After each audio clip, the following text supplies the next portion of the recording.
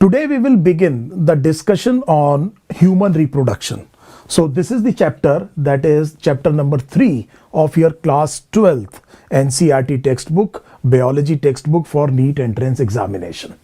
And the specific topic of this chapter that we are going to discuss in this video is 3.1, the male reproductive system. First, it's a very important question to begin with. This is an important chapter for your NEET entrance exam. It's an important chapter, which means that you can get anything 4 or 5 questions, anywhere between 4 or 5 questions come from human reproductive system. That makes it a chapter that is very well represented in the NEET entrance exam. Now, as to the nature of the questions, what type of questions are asked in this particular chapter, there can be from very simple questions to highly conceptual questions. And when we look at the female reproductive physiology, incidentally, I would dare say that this chapter actually has the easiest and the most difficult part for NEET aspirant. The easiest would be the male reproductive physiology and the most difficult would be the female reproductive physiology. So we have an entire spectrum open to us, and therefore considering that 4 to 5 questions, some of the questions can be highly conceptual. Please pay attention. The second thing that I want to tell you is that this is one of the big favorite topics of the student. Now, the problem with favorite topics is that I have frequently seen students going into unnecessary depths. So they go at length, they try to do, I would say, a PhD in this topic. So this is one topic, digestive system is another, animal kingdom is another topic. And now please keep the things in perspective. This is your final stretch of preparation for your NEET entrance exam. You are in the final lap, and this is a quick revision of the most important questions, and actually it's a quick comprehensive revision of all the concepts and highlighting the questions that are very important and are likely to appear in the NEET. We both know that almost all questions will be based or come directly from NCERT. So this is where we must be wary of. Please try to remember that this is a problem very frequently committed by many students, and this would be an unnecessary wastage of time. So what I have done is that I will try to keep myself to the NCERT textbook. I will not wander a lot out of NCERT textbook because this is where the questions are going to come.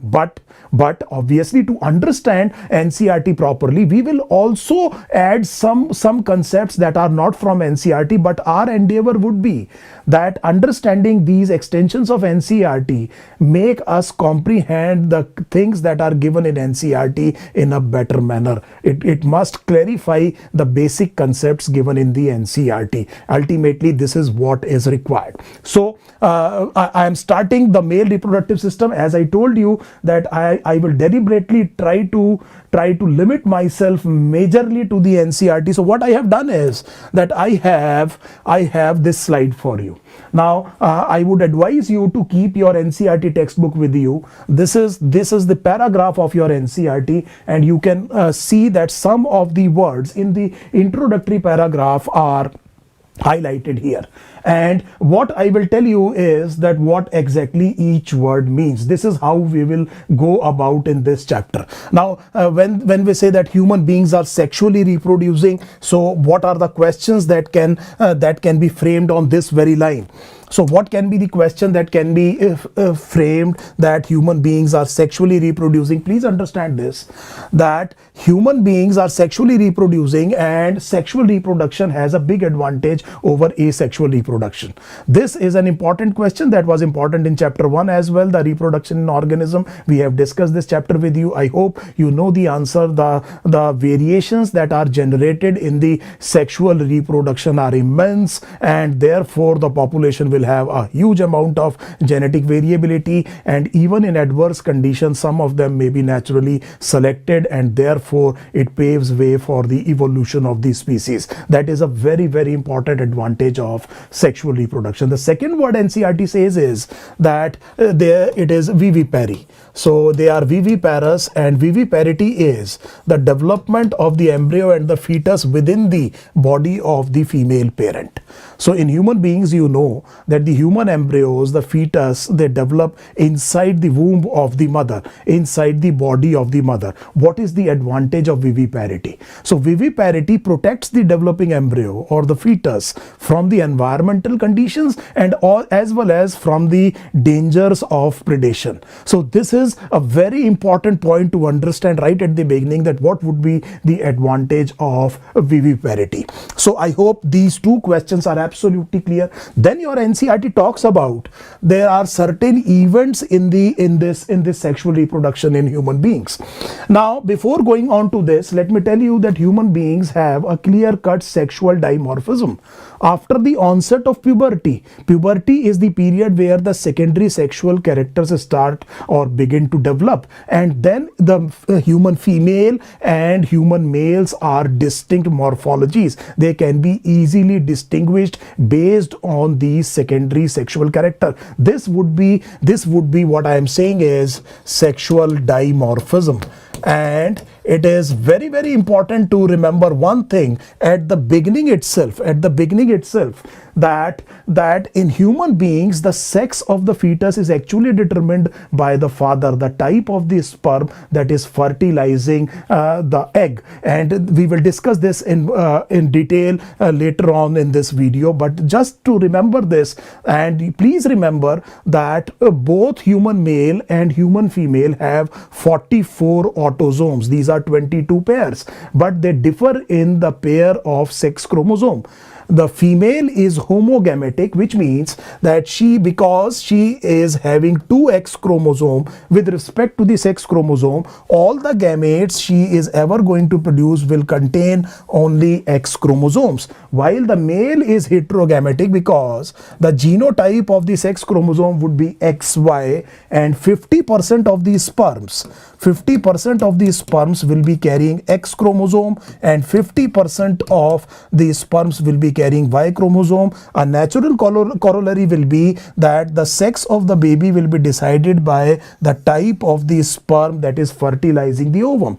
So it will be male if it is being fertilized by Y chromosome, and it will be female if it is being fertilized by the X chromosome. One more important point is that in human beings, Y chromosome is the male determining factor. So this we will see in genetics as well, but it is prudent that we just have a recollection of the basic facts. So that means the Y chromosome is the male determining factor in human beings. That means if you look at the genotype of an organism, irrespective of the number of the X chromosome present in the genotype, if there is a Y chromosome present, then it has to be genetically male. And because you have read genetics, you know about Klinefelter syndrome. So this Klinefelter syndrome, person suffering from Klinefelter syndrome, in spite of having two X chromosome, is actually a genetic male because of the presence of Y chromosome. Very simply put, if the genotype has a Y chromosome, it is genetically male, and if it doesn't have Y chromosome, then it is genetically female. Now, one more important thing to understand is that this Y chromosome has a very important gene. This gene is called as SRY gene, and the product of SRY gene is called as TDF. This is called as testis determining factor. We will later on see what significance does it carry. I hope this is what outside the NCERT that I have told you, this much you should remember. Now, the basic events in the sexual reproduction, as I told you that these are the highlighted words in the first paragraph of your NCERT, would be obviously that there must be gametogenesis. So there should be a formation of gametes. This would be first event in sexual reproduction. Obviously, these gametes have to be haploid. They will have only one set of chromosome, and fertilization of the gametes restores the normal diploid condition. So there must be some cells in the male and females which will be diploid, and these cells will undergo meiosis, and because of this meiotic division, it will lead to the formation of gametes, and gametes can be having genetic variations because of the process of crossing over, independent assortment. All these things will come into play. They will generate the variations that are seen in the gametes. So first thing is about gametogenesis. Then obviously the gamete has to be transferred, the male gamete has to be deposited in the female genital tract. So this process would be called as insemination. So insemination would be deposition of the male gamete into the female genital tract. We are saying that this is insemination. Now please understand the basic. Through the sexual activity, this would be a natural process of insemination, and in the cases of infertility, we can resort to the assisted reproductive technology that may involve artificial insemination as well. So I hope insemination can be natural and artificial. This thing is now absolutely clear. So we will use artificial insemination in treatment in assisted reproductive technologies for treatment for infertility. Now the third thing would be obviously, if it is deposited, the two male gametes are present at the same time in the female genital tract, then what is going to happen? They are going to fuse, and this thing would be called as fertilization. So the next thing would be fertilization. It is the most critical process in sexual reproduction. This is a very, very critical process in sexual reproduction. Remember chapter 1, where it has specifically, or NCERT has specifically mentioned that it is the most critical process in sexual reproduction. So we are saying that this is fertilization. You must have heard of a word which is called as syngamy, and this fertilization of two haploid gametes will restore the diploid condition and will result in the formation of a single cell, which is called as the zygote. So human body may have 50 trillion plus cells, but all these cells are derived from this single cell. We all have begun our life as a single cell, and this single cell is called as zygote. So if the zygote is formed, then there must be the development of the zygote. Zygote will divide, will form a multicellular structure which is called as the embryo, and as soon as you start seeing the formation of the organs, now this embryo will be called as the fetus. So please understand these words. So that means a zygote divides to form a multicellular structure. We are calling it as an embryo, and then I am saying that in the embryo, if you see the formation of the organs, they have begun, then it is not called as embryo any further. Now it would be called as a fetus. I hope these two terms are absolutely clear. And at a certain level of development of the embryo, there is a structure which is called as blastocyst. We will see it later on, that gets implanted on the wall of the uterus of the female. So you know that as I told you, that the development occurs inside the body of the female, and there is an organ which is called as uterus. The wall of the uterus provides the surface for the attachment of this developing embryo. You know the development of the placenta and how the things work, but this process would be called as implantation. And it is a very important question. We will be repeating it again, but because we have done this chapter, let us be clear that implantation in human beings occur at the stage of blastocyst. It occurs 7th, 8th day post fertilization, and it establishes pregnancy. So that means the pregnancy is not established merely by fertilization. It may so happen that many of these fertilization can also be called as conception.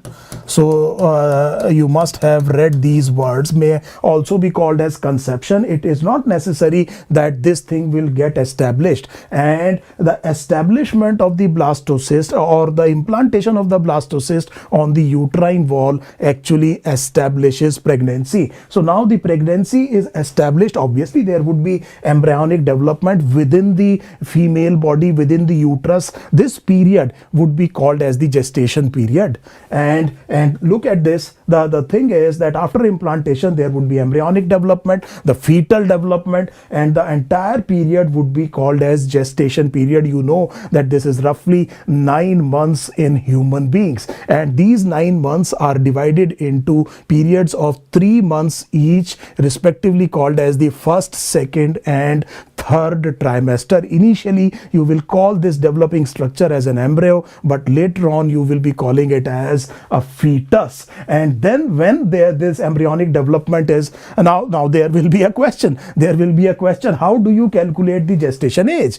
And this is where I am saying that the students actually go to unnecessary depth. That is not our consideration right now, but just to give you an idea that sometimes the gestation age can be calculated from the age or from the day of the fertilization, and it is always easier to calculate it from the last menstrual period. So last menstrual period is what you are more sure of, because fertilization occurs around 2 weeks 14 days prior to the onset of the next cycle. So you calculate it from the last menstrual period or from the fertilization that you will have to deduce from the last menstrual period, that okay, the next menstrual period was expected on this day, and before that the 14th day would be the day of fertilization. This is roughly just to give you an idea how do you calculate the gestation age. And once this thing is complete, and then there is the birth process which is called as parturition. So I hope these things are absolutely clear. And now let us move on to the real part that we actually wanted to discuss. This would be 3.1, the male reproductive system. So again you can see that I have a slide prepared for you, and what is happening here. And again let us look at this, and we are saying the male reproductive system is located in the pelvis. So right now my thinking is that we should be absolutely sure about the terms that are given in the NCERT textbook. Now let us look at here, look at this diagram. So this is the human body. Let us say that this part of the cavity is the thoracic cavity. So you know the lungs are situated here, the heart is situated here. This part of the body cavity would be called as thorax, and then you know that there would be abdominal cavity. So let us make the abdominal a large one, the abdominal cavity, and then we say that in the lowermost part of the abdominal cavity there would be the pelvic cavity, and that would be surrounded by the bones that constitute the pelvis of the human beings. So this would be something like this. This part of the lower abdominal cavity is called as the pelvic cavity. And this is where NCERT is saying that the sex organs are present. Obviously it will also have urinary bladder and other structures, but the reproductive structures are present in the lower part of the abdominal cavity, which is actually called as the pelvic cavity. Now going back to NCERT, so we know what exactly is a pelvis region, and it includes a pair of testes with accessory ducts. So look at the word that I have highlighted. I have said that this word needs to be understood, that what exactly is an accessory thing. That means if something is accessory, there must be something which is primary as well. So what is a primary sex organ? This would be an important question, that what exactly is a primary sex organ. So a primary sex organ by definition is one. For a particular sex, a primary sex organ will be the one that produces two things. One, the gamete of that sex. So it produces the gamete for that particular sex, and it also produces the hormone. It also produces the hormone that regulates the development of the secondary sexual character. So considering this, the testis, so singular will be testis, plural would be testes. So look at the spelling, both are pronounced testes and testes respectively. And what I am saying is that this is the primary sex organ in the human males. The reason is that it produces the gamete, which is obviously, everybody knows that this is the sperm, and it produces the hormone. The hormones, the male sex hormones, are collectively called as androgens. Mind the word, I am saying that the male sex hormones are collectively called as androgens. Do you know that adrenal cortex is present in both human male and human female, and they also produce some androgens, say for example DHEA, dehydroepiandrosterone, and they will be produced in both sexes, and the main androgen is actually testosterone. And as you look at the word sterone, you know that it must be having a sterol nucleus. You are talking of a lipid, and you are talking of a sterol, and the sterol that I am talking about, which actually is the precursor of testosterone or male sex hormone or androgens, would be cholesterol. So these all things now are absolutely ready. We know that anything other than the testes associated with human reproduction, human male reproduction, should be called as the accessory one. So that would not be primary. Primary is testis. Everything else that we discuss with respect to the human reproduction would be secondary organs or secondary ducts or accessory ducts or accessory glands, and everything this would be accessory. The primary thing is testis. I hope this line is absolutely clear. Then your NCERT says that the testes are situated outside the abdominal cavity. This is the scrotum.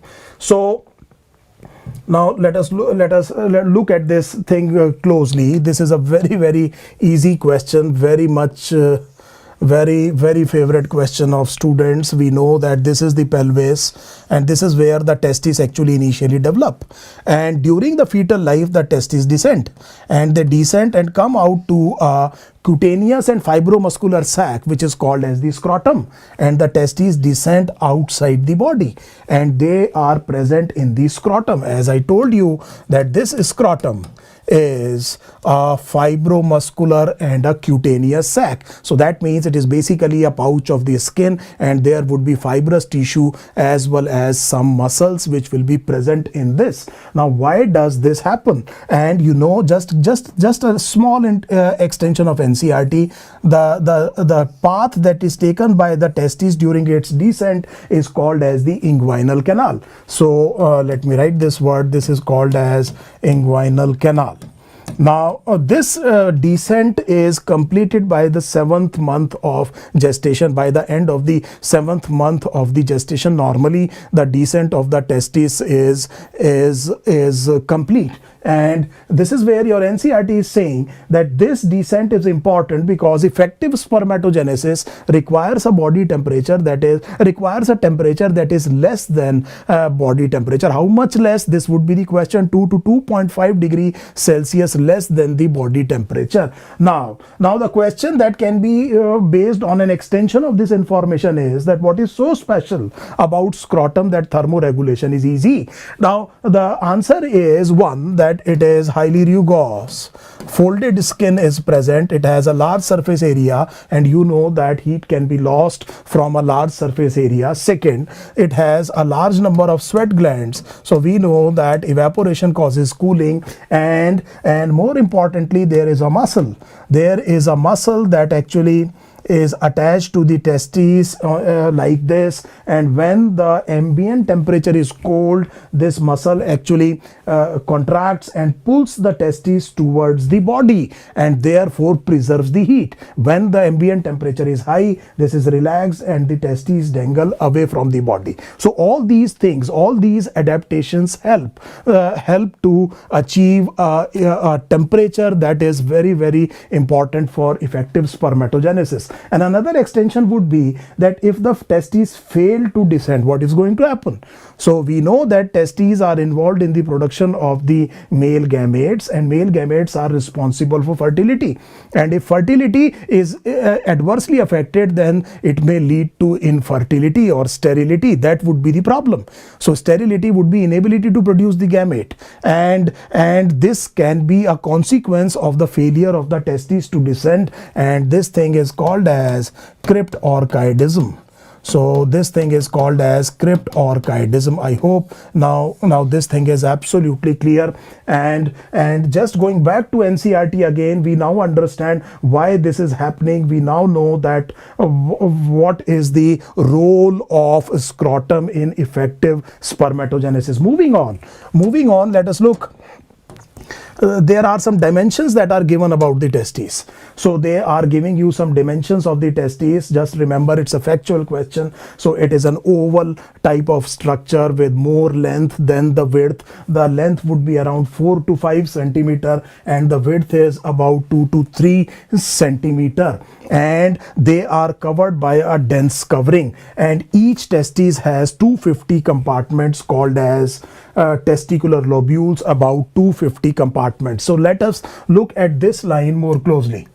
Now let us look at this line more closely. We are saying that testis is an oval type of structure, and it has more length, which is 4 to 5 centimeter, than width, which is only 2 to 3 centimeter, and the testis is covered by a tough connective tissue, and this tough connective tissue would be called as the tunica albuginea. And what we will see is that this tunica albuginea will send partitions. Now that means it will thankfully I was able to save this, and look at this. What I am saying is that the outermost covering, just to give you an idea, just I am not making a very elaborate diagram, just giving you an idea. What I am saying is that this tunica albuginea, it sends the partition into the substance of the testis. So this is something like this, and this is what are called as the testicular lobules. And now remember this covering of fibrous tissue, this is tunica albuginea.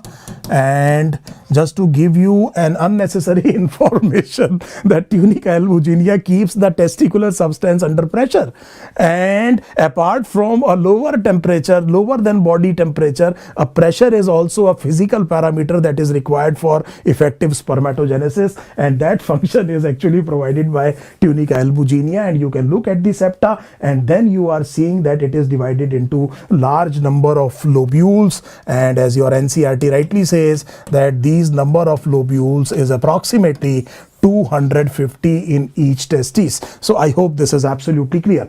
Now this getting this line correct, now let us move further. Now the textbook says that each lobule contains 1, 2, 3. Then it is talking of, look at the highlighted words, the seminiferous tubules, the spermatogonia, the Sertoli cells, the Leydig cells. So this is the paragraph that I am now going to discuss with you, that what are the questions that are likely to be asked here. So what we are saying is that in each lobule there may be 1 to 3 very coiled small diameter tubes, and obviously they would be called as tubules. So let us take a different color just to differentiate this thing. We will say that it is very coiled, and it is something like this. So they can be 1 to 3. Obviously they will be very intertwined with each other. So this is highly coiled structure, and this thing is called as a seminiferous tubule. So we are saying around 250 of the lobules, in each lobule 1 to 3 seminiferous tubules. We are saying that this is a small diameter tube, and hence is called as the seminiferous tubule. Now what happens in this seminiferous tubule is that, let me make a big diagram showing this particular part of the seminiferous tubule. You can appreciate that this will be the wall of the seminiferous tubule. It is lined by 2 types of cells, and one of the cell is called as the spermatogonia, the germ cells. So that means you will see the large number of spermatogonia, the male germ cells that are lining the seminiferous tubule. We will call these cells as spermatogonia. Now this is very easy. Let me make this diagram on a separate page, and let us say that this is what is seminiferous tubule's wall, and it is lined by one type of cells that are present in its lining are called as the spermatogonia. So I have left some spaces, as you can see that this provides space for another type of cell present in the lining of the seminiferous tubule, and we will call these tall elongated cells as the Sertoli cells, the sustentacular cells, or the nurse cells, or the mother cells. So these cells, they are called as Sertoli cells. They are also called as nurse cells, sometimes mother cells, sometimes sustentacular cells. So I hope this thing is absolutely clear. They will help in the maturation of the formation of the sperm, the last part of the spermatogenesis, you must be aware, which is called as spermiogenesis. So two types of cell present in the lining of the seminiferous tubule. One is the male germinal line cells, which are called as a spermatogonia. Now these spermatogonia are of two types. So we will say that one is type A, the other is type B, but let us talk of type A. They keep on dividing and they keep on replenishing the amount of spermatogonia present in the seminiferous tubule. Millions of sperms are formed per day in the human males, and some of them divide and actually develop into type B spermatogonia, and division of the type B spermatogonia will produce the primary spermatocyte, the cell in the sperm lineage in the human beings. So there are two types of spermatogonia, and these elongated cells that I am talking about, these are called as the Sertoli cells or the sustentacular cells. They will help in the formation of the sperm. The later part, again I am telling you, which is called as spermiogenesis. They will be taking part in the formation of a blood testis barrier. Again, an unnecessary information, but just to tell you the importance of Sertoli cells, please try to remember the main thing that they will be helping in spermiogenesis, and they will be under the control of a hormone which is follicle stimulating hormone, FSH. So these two things, please try to remember them. Now coming back to the previous diagram. So this is the testicular lobule, and you are looking at the seminiferous tubule, and outside the seminiferous tubule within the lobules is the space which is called as the interstitial space. And here in these interstitial spaces you will see the presence of some very special cells. This is where I am making these cells. These cells, they are called as the interstitial cells of Leydig. So we are calling them Leydig cells, and when stimulated by the appropriate gonadotropin, important question, this gonadotropin is LH, they secrete the androgens, and the main androgen is testosterone. So please remember this, the sperm will be formed inside the seminiferous tubule, and the androgens will be produced by these interstitial cells which are called as the Leydig cells. Both of them will be regulated by the gonadotropins. Immediately you can see that this is a primary sex organ. It is performing both functions of the male reproduction, which is the formation of the gamete as well as the production of the hormone that regulates the development of the secondary sexual characters. So hence testes will qualify for being a primary sex organ in the human males. I hope this thing is absolutely clear. Now going back to NCERT. So now we know that what are these. So now we know that what are seminiferous tubules, we know what are spermatogonia, we know what are Sertoli cells, we know what are Leydig cells, and Leydig cells synthesize and secrete testicular hormones. Look at this, called androgens. And then it says that other immunological competent cells are also present. So just to tell you something very interesting, we are saying that in testes, apart from this, there are some immunologically competent cells that are present along with all these cells. So these are the immunologically competent cells, and the immunological competent cells that we are talking about with respect to human testes would be number 1 macrophages, and number 2 would be the T lymphocytes. So you know from your chapter on human health and disease that why I am calling them as an immunocompetent cell. Now let me tell you something extra again just to keep the interest of yours. Probably it is not going to be asked in the NEET entrance exam, but because you are going to medical college, let me give you an astonishing fact. The thing is that testis is immune with respect to immunity. It's a privileged site. It's a privileged site. What does it mean?